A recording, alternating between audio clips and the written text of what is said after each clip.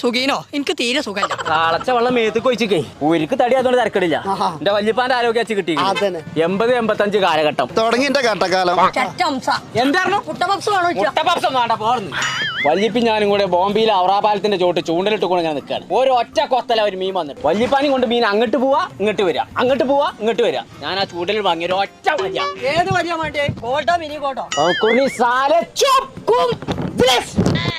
ഒരൊറ്റ വലിയ ഒരു 500 കിലോ ഉണ്ടാവും മീൻ. ഞാൻ ആ തോട്ടില് ചൂണ്ടലിട്ടപ്പോഴേ എന്റെ ചൂണ്ടൽ പെണ്ണ് വെള്ളത്തിന്ന് കത്തിയ മൈത്തിരി പൊന്തിങ്ങനെ വരുന്നു. വെള്ളത്തിനല്ല കത്തിയ മേത്തിരി പൊന്തിയല്ലേ അത് കെടൂലേ. എന്റെ മീനിന്റെ തൂക്കം കുറയാതെ എന്റെ മൈത്തിരി കെടൂല.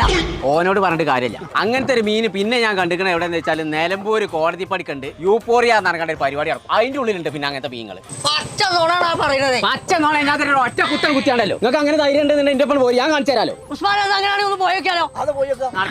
ചെങ്കള നമ്മൾ ഇപ്പോൾ ഉള്ളത് നിലമ്പൂരുള്ള